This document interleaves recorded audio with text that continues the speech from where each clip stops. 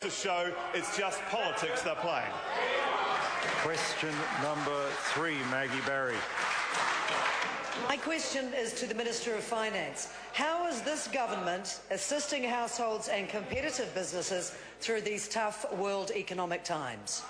The Honourable Stephen Joyce.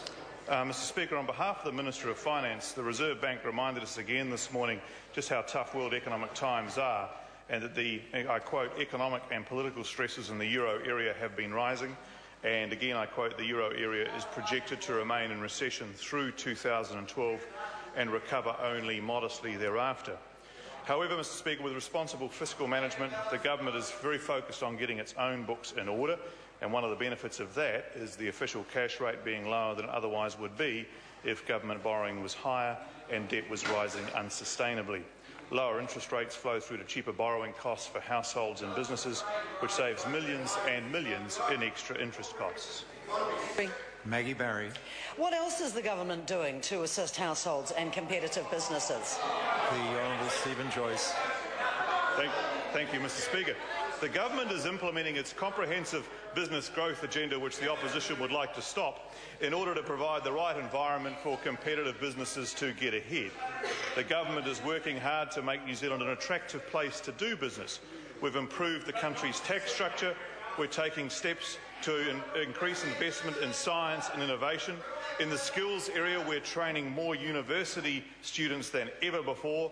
We're investing heavily in core infrastructure like roads, rail and broadband, and we're moving to provide easier access to capital, natural resources and export markets.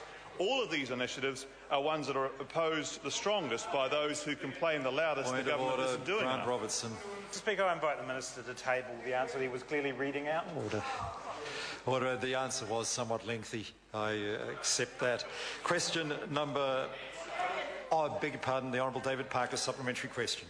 Is it correct that the Reserve Bank has reduced its forecasts for growth in New Zealand's GDP to an even smaller fraction of the average growth rates projected for our 16 main trading partners, has decreased its forecast of underlying productivity growth, has forecast an increased external deficit and rising net international liabilities, and if so, is he ready to accept that it was unwise of the Prime Minister to title his pre-budget speech "Sticking to a Plan That's Working"?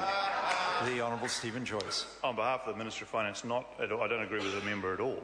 The last two matters that he raises have been in most of the summaries going forward. In terms of the first two, I think the point that's being made once again by the Reserve Bank is just how volatile it is to do forecasts at this time.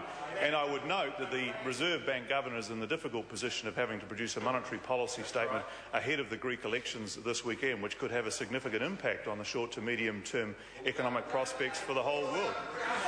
Well, I appreciate again, Mr Speaker, that the opposition likes to pretend that the world doesn't exist, but out here in the real world it actually does exist, and the government responds appropriately to it.